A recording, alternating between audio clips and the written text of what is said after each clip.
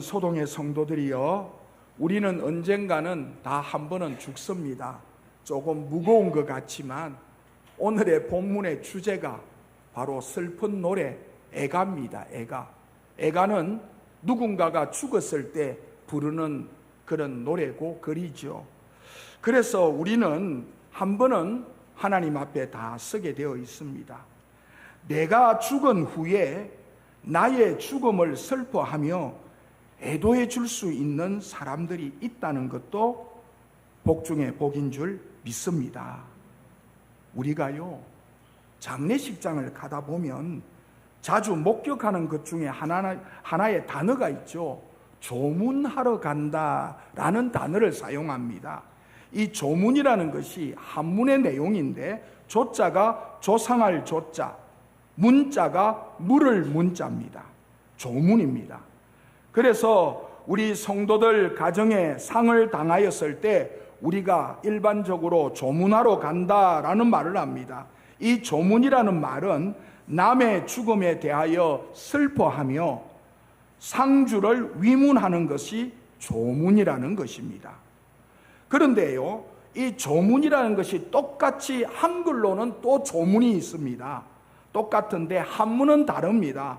조자는 똑같은 조자예요. 조상할 조자인데 문자는 앞에 우리가 조문하러 가는 그 문은 물을 문자고, 뒷부분에 나오는 여기에 조문은 문자는 걸을 문자입니다. 즉 이 말은, 이 조문은 죽은 사람의 생전의 공덕을 기리고 그의 명복을 비는 글, 애도, 애가, 이런 내용들인 겁니다. 즉 오늘 본문의 내용이 그렇습니다. 다윗이 오늘 17절에 본문에서 어떻게 시작합니까? 17절 본문 한번 보겠습니다. 시작. 다윗이 이 슬픈 노래로 됐습니다. 이 슬픈 노래, 이걸 한문으로 말하며 애가, 슬프레 애가라고 말합니다. 슬픔의 노래죠. 그래서 저는 오늘 주제를 다윗이 이 슬픈 노래로, 애가를 통하여 사울과 요나단의 죽음을 애도하며 지은 시의 형태의 조문으로서 다윗의 진정으로 사울 왕과 절친인 요나단을 기억하며 슬퍼함을 나타내 보이고 있는 본문이 오늘의 본문입니다. 사랑하는 소동의 성도들이여, 다시 한번 말씀드리면 우리도 언젠가는 사울 왕처럼, 그 아들 요나단처럼 죽어요, 안 죽어요? 죽습니다. 우리도 한 번은 갑니다. 죽음을 맞이합니다. 우리가 죽음을 맞이할 때 오늘 본문에 나오는 이 다윗과 같은 많은 분들이 슬퍼하며 우리를 기억하는 자가 있기를 저는 진정으로 소망합니다. 저희 아내는 이렇게 이야기합니다. 아이 여보, 뭐 죽고 나면 성도들이 오든지 뭐 나를 추모하는지 죽은 나는 모르지 않냐. 물론 모르지만 그래도 우리가 장례식장을 치를 때마다 우리가 영락고원에 가다 보면 우리는 성도들이 많이 가서 위로해주고 또 슬픔에 애가도 부르고 찬양도 하는데, 어떤 가정은 보면요, 그 시신 앞에 딱 유족이 뭐 서너 명, 2명, 그런 걸 볼 때 마음이 좀 어때요? 마음이 어때요? 짠하잖아요.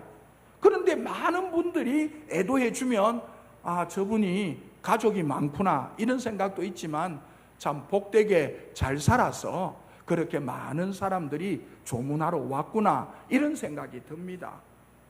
사랑하는 성도들이요, 물론 나는 죽고 나면 아무것도 모르지만 어쨌든 오늘 본문에 있는 내용처럼 다윗과 같이 많은 분들이 슬퍼하며 우리를 기억하는 자가 많이 있어지기를 저는 꼭 소망을 드립니다.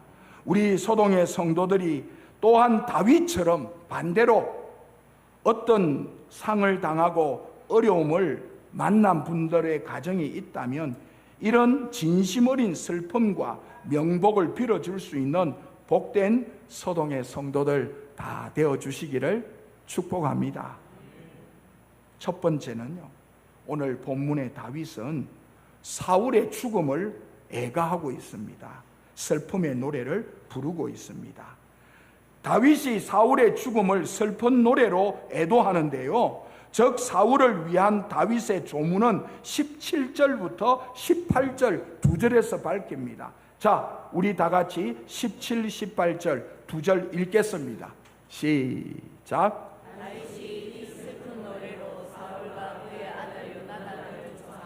명령하여 그것을 유다 족속에게 가르치라 하였으니 곧 아멘. 이렇게 시작합니다. 그리고는 이제 다윗은 애도하기를 시작합니다. 조문이죠, 조문. 즉 죽은 사람의 생전의 공덕을 기리고 그의 명복을 비르는 그걸 노래로 부르는 애가입니다. 슬픔의 노래. 자, 19절부터 어떻게 부르는지 다윗이 19절에 애가를 부릅니다. 시작. 자, 여기까지만 읽어주세요. 이스라엘아, 네 영광이 산 위에서 죽임을 당하였도다 라고 말을 합니다. 그렇습니다. 이스라엘 나라의 초대 왕이었던 사울은 참으로 이스라엘 나라의 영광이었습니다.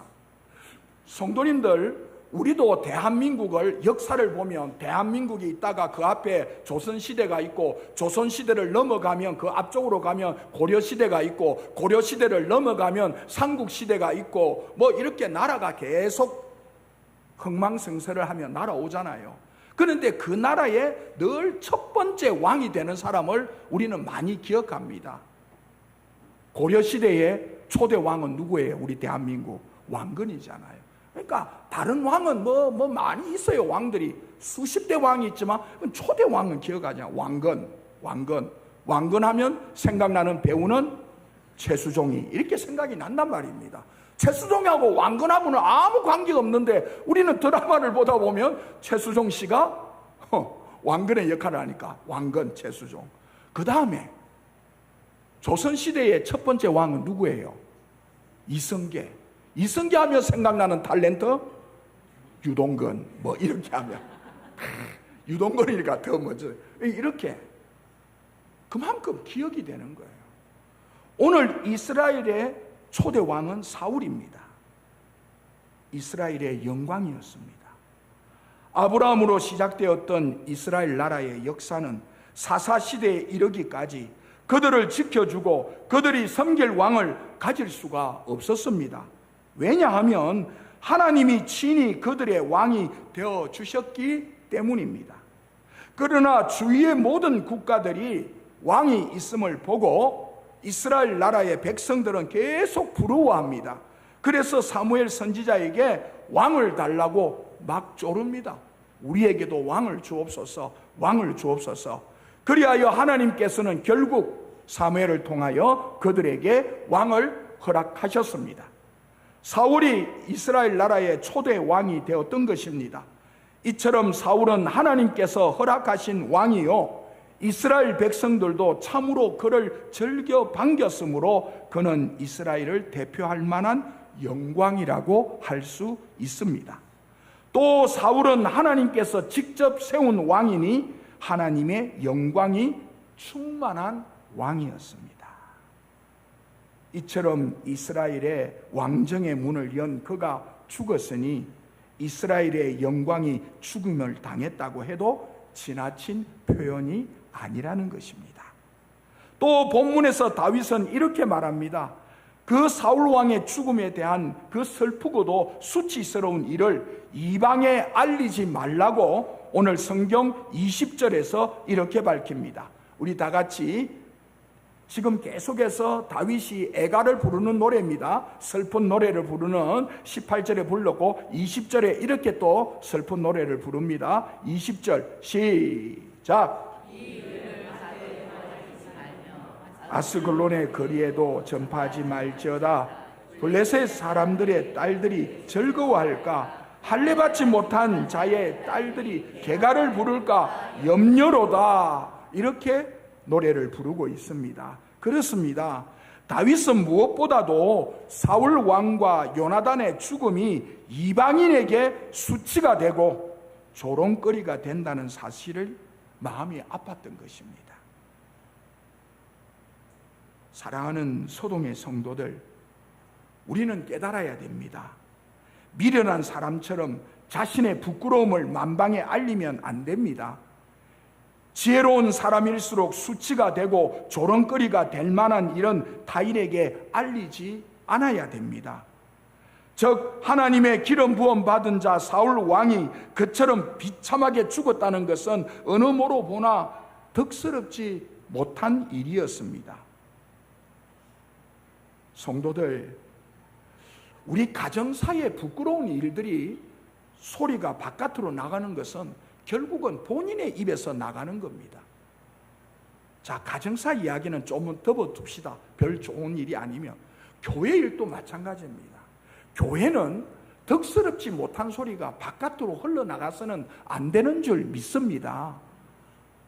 부끄럽고 교회 안에 덕스럽지 못한 일은 우리가 끌어안고 우리가 함께 기도하며 함께 아파하면 되지, 그걸 세상에 막 소문들이 나가면 교회를 뭐라고 보겠습니까? 오늘날 교회 안에서도 이처럼 덕스럽지 못한 일이 많이 있음에도 불구하고 우리 성도들이 그런 것들을 끌어안아야 됩니다. 성도가 성도끼리, 중직자와 성도들이, 성도가 목회자에게 이렇게 부끄러운 이야기들을 꼬발리고 밝히고 널리 세상에 나아가지 않도록 그렇게 하는 것이 지혜로운 사람이며 하나님의 은혜가 있는 분입니다. 성도님들, 여러분과 같이 가정에서 사는 아내와 남편의 흠잡는 이야기를 다른 친구에게 하면 좋아요, 나빠요? 나빠요. 그런데 들어보면 다 그런 소리가 들어오거든요. 결국은 자기 아내의 욕하는 거, 자기 남편의 부끄러운 이야기를 하는 거 다 누구 입에서 나가? 누구 입에서 나가? 자기 입에서 나가. 자기 입에서. 내 입에서 나가. 사랑하는 성도들이여, 오늘 우리는 좀 부족한 일이 있고 좀 허물이 있어도 문제 삼지 않고 덮어줄 수 있는 은혜가 있어야 될 줄 믿습니다. 창세기 9장에 보면 노아 홍수 이후에 노아가 포도밭을 가꾸고 포도를 결실을 맺어 포도주를 담아서 너무 많이 먹다 보니 아주 만취가 되었어요. 그런데 부끄러운 모습으로 아버지가 벌거벗은 모습으로 잠을 자고 있는데 큰아들은 그걸 보고 아버지의 부끄러움을 다 함이라는 사람은 아버지의 부끄러움을 보고 소문을 내는데 반하여 셈과 야벳은 아버지의 부끄러움을 자신들의 옷을 가져다가 어떻게 주었죠? 어떻게 주었죠? 덮어주었습니다. 그래서 함은 저주를 받았고요, 셈과 야벳은 아버지가 깨어나서 축복을 해주었습니다. 여러분, 부모의 부끄러움을 소문내면 그 부모의 부끄러움도 되지만 그 소문내는 그 사람은 뭡니까? 그 부모의 자식 아닙니까? 교회 안에 부끄러움이 있으면 그 소문내면 니는 소동교회 공동체 사람 아니가? 지 얼굴에 침 뱉는 거예요. 나는 우리 성도님들이 그런 분은 안 계시리라고 믿습니다. 지 얼굴에 침 받는 그런 사람이 있으면 안 되죠. 자기 가정 안에서 남편의 흉을 보고 아내의 흉을 보고 자식의 부끄러움을 까발린다. 그럼 결국은 그 자식을 낳은 나의 얼굴이 잘못이고 부족이라고 말하죠. 교회 안에도 마찬가지입니다. 우리가 사는 세상에 다 마찬가지입니다. 오늘 사랑하는 성도들이요, 덮어줄 줄 아는 은혜가 있어야 될 줄 믿습니다. 성도들이요, 지식은요 사람을 교만하게 하지만 사랑은 사람의 허물을 덮어줍니다. 잠언서 10장 12절은 잠언서에서 이렇게 밝힙니다. 다 같이 읽어봅니다. 시작. 미움은 다툼을 일으켜도 사랑은 모든 허물을 가리느니라. 사랑은 어떻다고요? 모든 허물을 가리느니라. 그럼요. 사랑하는데 어떻게 허물을 소문내겠습니까? 미워하니까 막 그냥 소문을 내지. 사랑하는 성도님, 우리 가족이 조금은 미울 때도 있지만 결국은 사랑해서 가족을 이루는 줄 믿습니다. 교회 공동체도 조금 미울 때도 있지만 다 그리스도의 피로 한 형제 된 그런 자매 형제인 줄 믿습니다. 사랑으로 성도들을 덮어줄 수 있는 복된 은혜가 있어야 될 줄 믿습니다. 그래서 오늘 본문에요, 다윗은 사울의 허물은 덜추지도 않고 이렇게 애가를 부르면서 이방 사람들에게 소문이 나지 않도록 이렇게 간절하게 나지 않도록 바라는 마음을 갖고 있음을 보게 됩니다. 계속해서 또 본문을 봅니다. 또 21절은 이렇게 말합니다. 다시 다윗의 애가를 봅니다. 슬픔의 노래, 우리 21절 읽어봅니다. 시작. 길보아 산들아 재물 낼 밭도 없을지어다. 여기까지만요. 길보아 산은 참으로 저주스러운 곳입니다. 왜요? 그곳에서 이스라엘의 초대 왕이 죽었고 그리고 그의 아들 3명도 죽었을 뿐만 아니라 성경에는 기록되지 않지만 왕과 왕자가 죽었다면 이스라엘의 군인들도 많이 죽었다, 덜 죽었다? 많이 죽었다. 왜? 왕과 왕자가 다 전사했으면 제가 상식적으로 생각할 때는 거의 다 죽었다. 폐잔병 얼마만 도망갈 뿐이다.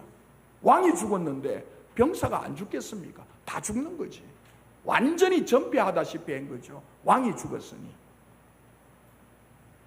그렇기 때문에 이 길보아 산에는 왕과 왕자가 죽고 병사들이 다 죽는 방패가 버림받았기 때문에 이 길보아 전투는 이스라엘 나라가 패하여졌고 왕과 왕자가 죽음에 대한 그런 애도의 시적인 표현을 지금 다윗이 21절에서 밝히고 있는 것입니다. 다윗은 이스라엘 나라를 패하게 한 블레셋 나라를 저주하면서 사울 왕과 요나단을 위한 슬픈 노래, 즉 애가를 부르고 있습니다. 예수님께서는 마태복음 5장 8복에서 4절 이렇게 밝힙니다. 자, 마태복음 5장 4절 다 같이 읽어봅니다. 시작. 애통하는 자는 복이 있나니 그들이 위로를 받을 것이며. 이렇게 성경은 밝힙니다. 우리 사랑하는 서동의 성도들이여, 나를 아는 이웃과 지인들에게 오늘 힘들고 어려울 때, 혹 죽음에 이르렀을 때 우리도 애도하며 슬퍼하며 애통해하는 그런 사람들 되셔서 우리 또한 위로받는 하나님의 자녀들 다 되어주시기를 예수님의 이름으로 축복드립니다. 자, 여기까지가 다윗이 사울 왕을 슬픔의 노래, 애가를 부르는 그런 장면이었습니다. 이제 제가 마지막 두 번째는 요나단을 위한 애가를 오늘 본문에서 22절 이후부터 부르고 있습니다. 이제 사울을 애도한 다윗이 요나단의 죽음에 애가를 부르며 애도합니다. 자, 22절 우리 다 같이 한 번 더 읽어봅니다. 22절 시작. 죽은 자의 피에서 용사의 기름에서 요나단의 활이 뒤로 물러가지 아니하였으며 사울의 칼이 헛되이 돌아오지 아니하였도다 라고 합니다. 즉 다윗은 사울과 요나단의 죽음이 헛된 죽음이 아니었다고 애가 슬픔의 노래를 부르고 있습니다. 그들은 비록 이방 블레셋에게 패하여 죽음을 당하였지만 그들은 참으로 용사였습니다. 그들은 이스라엘 나라를 지키기 위하여 길보아 전쟁에서 나아가 최선의 싸움을 싸우다 장렬하게 전사하였으므로 찬양을 받을 만하다는 것입니다. 다윗은 또한 부자간의 사울과 요나단의 아름다운 사랑을 노래하고 있습니다. 23절, 24절. 자, 우리 다 같이 두 절. 사울과 요나단의 아름다운 부자지간을 노래하는 애가를 슬픔의 노래 23, 24 두 절 읽어봅니다. 시작. 아름다운 자이러니 죽을 때에도 서로 떠나지 아니하였도다. 그들은 독수리보다 빠르고 사자보다 강하였도다. 이스라엘의 딸들아 사울을 슬퍼하여 울지어다. 그가 붉은 옷으로 너희에게 화려하게 입혔고 금놀이개를 너희 옷에 채웠도다. 아멘. 그렇습니다. 이렇게 이스라엘 딸들에게 애가를 부르라고 합니다. 지금 다윗은 이스라엘 백성들이 노래하라고, 애가를 부르라고 딸들에게 요청하는 이 딸이라는 말은 이스라엘 백성들의 자매들을 향하여, 여성들을 향하여 말하고 있는 것입니다. 우리가 잘 알다시피 다윗이 과거에 골리앗과의 전투에서 승리한 이후에 이스라엘의 딸들이 다윗을 향하여 이렇게 성전가를 부릅니다. 여기는 승리의 노래죠. 사무엘상 18장 7절, 우리가 잘 아는 노래를 부릅니다. 자, 18장 7절 읽어봅니다. 시작. 천천히요 다윗의 주노라. 그렇습니다. 자, 보세요. 여인들이 뭐하며? 뛰놀며 뭐하며? 이 성전가를 부르는 거예요. 성전가를. 왜? 골리앗을 물리쳤다고. 그래서 사울이 죽인 자는 얼마? 천천히고 다윗이 죽인 자는 만만이다. 이렇게 여성들, 여인들이, 딸들이 이렇게 찬양을, 승리의 노래를 부르고 있는 것입니다. 사울과 요나단에게도 이렇게 애가를 불러서 줄 것을 이스라엘 백성들에게 부탁하는 것으로 여겨집니다. 즉 길보아 전쟁에서 비참하게 물러나지 않고 서로를 위하여 싸우다가 장렬하게 죽음을 맞이했기에 이 또한 찬양을 받을 만하다는 것입니다. 사랑하는 서동의 성도들이여, 지금 다윗의 모습을 보시기 바랍니다. 어떻게 보면 자신을, 즉 다윗을 끝까지 죽이려고 했던 사울, 개인적인 다윗의 입장을 보면 사울은 원수입니다. 원수. 자신의 원수의 죽음이지 않습니까? 그럼에도 불구하고 이처럼 다윗은 이 죽음의 슬픔의 노래를 부를 때, 애가를 부를 때 하나도 사울의 나쁜 점은 말하지 않습니다. 좋은 점을 찾아 찬양하고 있습니다. 우리는 여기에 다윗의 자세를 주목할 필요가 있습니다. 사람은 아무리 온전한 사람이라도 다 착하고 다 좋은 사람 있어요, 없어요? 모든 면에서 없습니다. 나쁜 사람이라 할지라도 모든 그 사람의 삶이 다 나쁘다, 이런 사람 있어요, 없어요? 그것도 없어요. 좋은 사람이든 나쁜 사람이든 좋은 사람에게도 나쁜 점이 있고 나쁜 사람에게도 좋은 점 있어요, 없어요? 있어요. 그러니까 사람마다 다 장단점이 있습니다. 그 사람의 허물만, 부족함만, 안 좋은 점만 계속 바라보면요, 좋은 사람도 나쁘게 보입니다. 우리는 사람을 바라보는 관점이 자기 주관적이기 때문에 다른 사람은 다 좋다고 이야기하는데 자기에게 한번 뭔가 꽂혀서 마음에 뭔가 불편함이 딱 있으면 자기는 그 사람 싫은 거야. 다른 사람 다 좋다고 그래. 그런데 물어보면 니는 어떤 나는 그 사람 안 좋아해. 니 왜 그러는데? 다른 사람 다 좋다는데. 몰라, 나는 싫어. 그러니까 그 사람의 단점에 대해서만 꽂힌 거예요. 그 사람의 장점은 더 많이 있는데 단점이 4가지면 장점이 6가지면 이 사람이 좋은 사람이에요, 나쁜 사람이에요? 6대 4인데 좋아요, 나빠요? 좋다고 봐야죠. 6대 4인데 좋은 점이 6가지고 나쁜 점이 4가지인데 우리는요, 사람은, 우리의 편견은 그래요. 남들은 다 좋다는데 자기에게는 무슨 이유가 있는지 안 좋다는 거예요. 끝까지. 왜 안 좋은데? 내 마음이 하여튼 안 든다는 거예요. 그러므로 우리는 그런 사람들이 되면 그 사람의 허물만 봅니다. 그 사람의 부족함만 봅니다. 그 사람의 안 좋은 것만 봅니다. 제가 그랬잖아요. 제가 예전에도 한번 드렸습니다. 어느 교회 교인들이 목사님이 살이 찌는 거예요. 뚱뚱하게. 그래서 좋게 보는 사람은 우리 목사님은 은혜로운 살이 붙어서 얼마나 저래 풍성해서 좋노. 근데 나쁘게 보는 사람은 어떻게, 뭘 저래 얼마나 음식을 많이 먹으면 저래 누룩돼지같이 찌노. 관점이 다르잖아요. 한쪽에 좋게 보는 사람은 은혜의 살이라고 하는데, 어떤 한 사람들은 부류는 뭘 얼마나 먹었기에. 제가 아주 강단이라서 부드러운 말을 합니다. 에? 나쁜 말로 하면 차마 제 입에 담지를 못하는, 얼마나 잘 먹었으면 저래 누룩돼지같이 찌노. 그러면 빼싹 말랐다. 자 반대로 이야기합시다. 바짝 말랐다.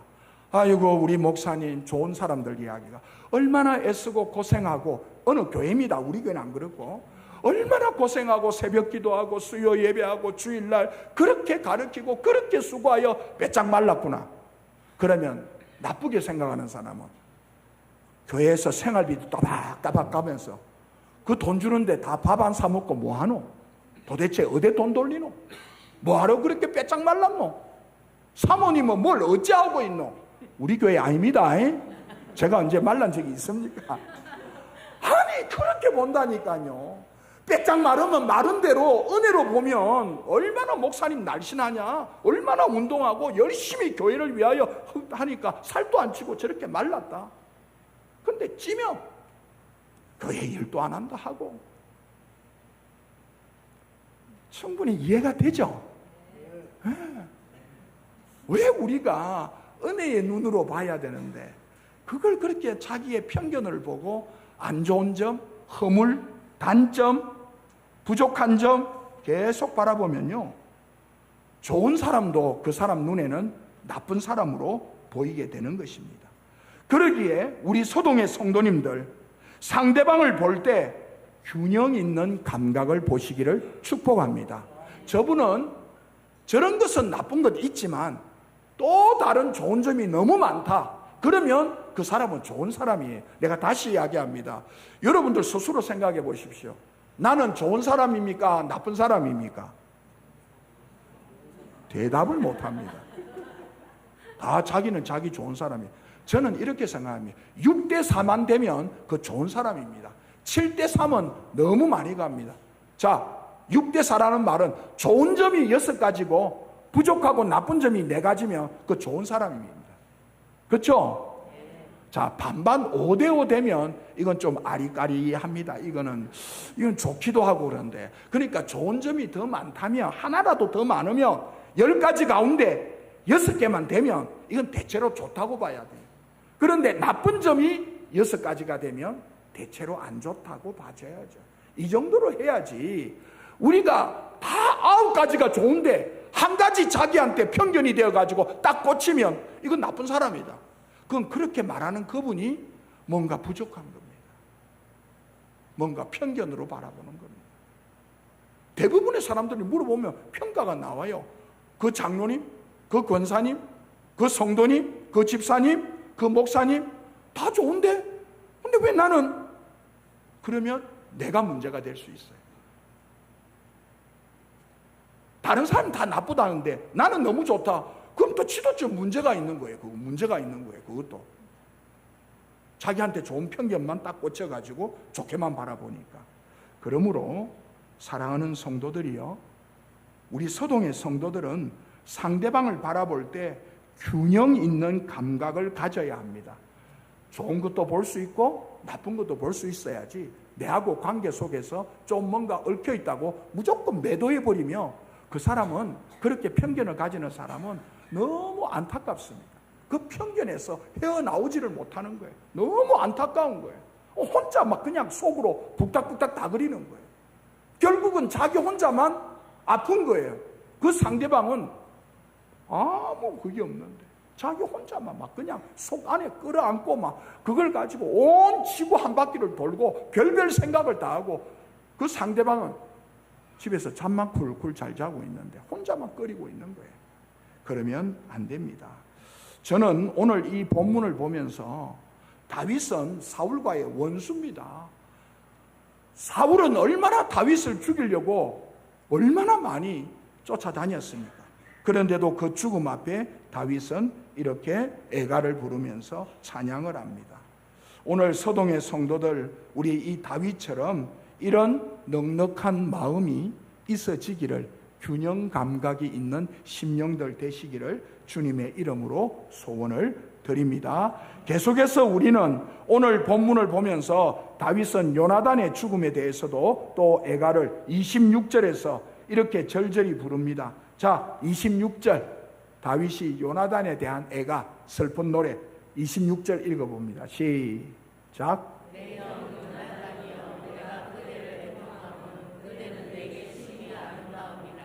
그대가 나를 사랑하니 기이하여 여인의 사랑보다 더하였도다. 그렇습니다. 우리는 사무엘상 앞 지금 하를 바라보고 있는데, 사무엘상에서 요나단은 한결같이 다윗의 생명을 지켜주기 위해 헌신할 뿐만 아니라 자기는 왕 될 것을 아예 사무엘상에 보면 포기했습니다.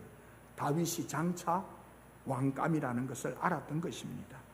얼마나 요나단은 다윗을 위하여 헌신했고 은인이라 할 수 있습니다. 요나단은 다윗을 아버지 사울을 위해서부터 죽을 고비에서 몇 번이고 구해 주었습니다. 이처럼 요나단의 도움이 없었다면 아마도 다윗은 요나단보다 훨씬 더 일찍이 세상을 떠날 수도 있었을 것입니다.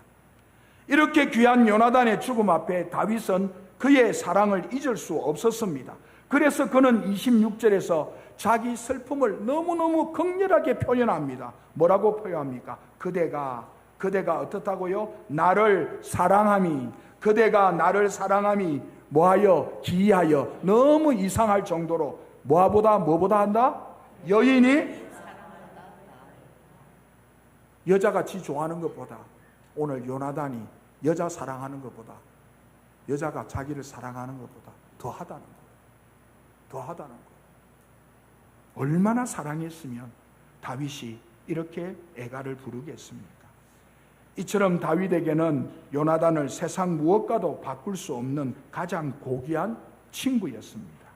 사랑하는 소동의 성도들이여, 우리 예수님은 일찍이 요한복음 15장 13절에서 사람이 사람에게 이렇게 하면 최고라고 이야기합니다. 자, 읽어봅니다. 요한복음 15장 13절 시작. 사람이 친구를 위하여 자기 목숨을 버리면 이보다 더 큰 사랑이 없나니. 그럼요, 그렇죠. 세상에는 자기 목숨이 최고 소중하고 귀합니다. 그렇죠? 아닙니까? 내 목숨이 제일 귀해요. 그런데 우리 부모님은 자식들을 위하여 대신 죽어주는 거예요.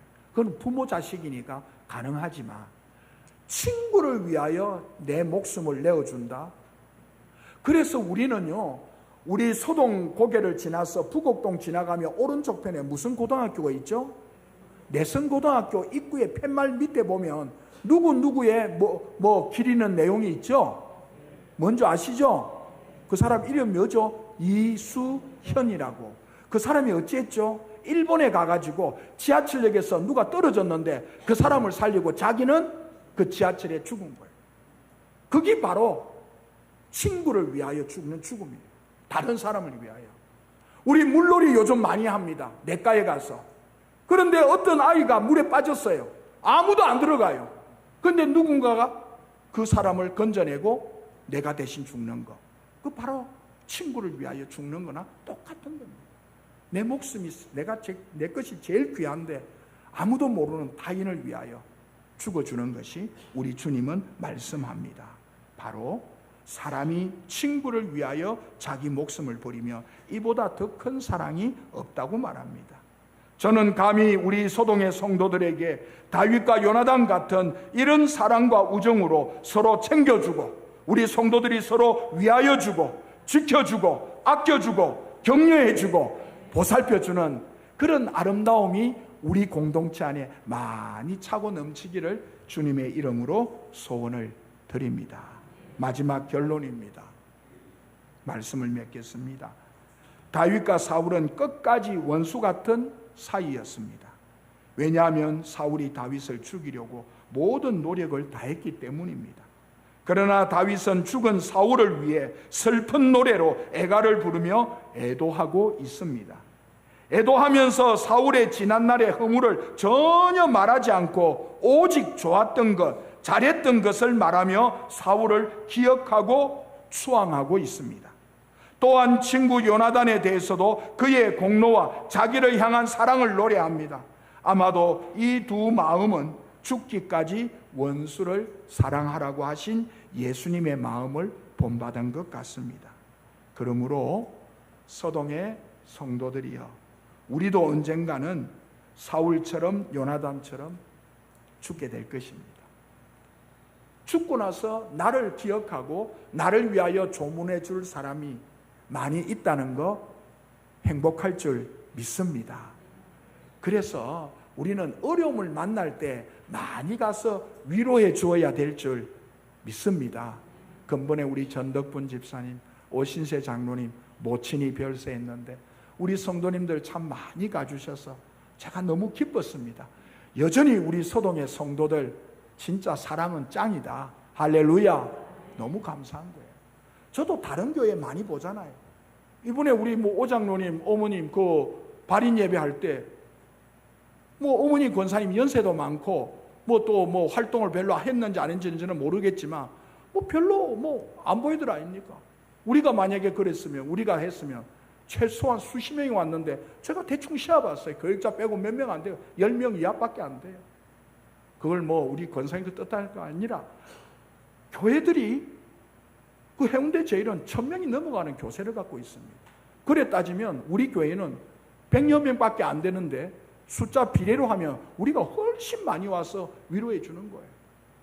사랑하는 성도님들, 저는 결혼식은 차라리 안 와주는 것 좋을 것 같아요. 워낙 밥값이 비싸.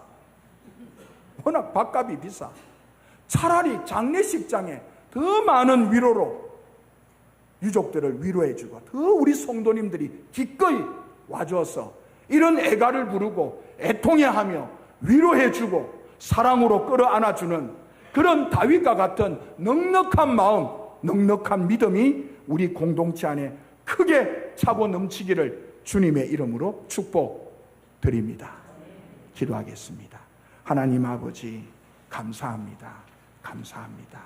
오늘 다윗은 사울 왕의 애가, 절친인 요나단에 대한 애가 슬픔의 노래를 불렀습니다. 아버지여, 우리 소동의 성도들도 이런 마지막을 보낼 때 우리가 슬픔의 노래로, 애가로 서로 애통해하며 위로하며 아껴주고 위하여 주는 넉넉한 믿음의 마음들 많이 있어지게 하여 주시옵소서. 감사하옵고 예수 그리스도의 이름으로 기도드리옵나이다. 아멘.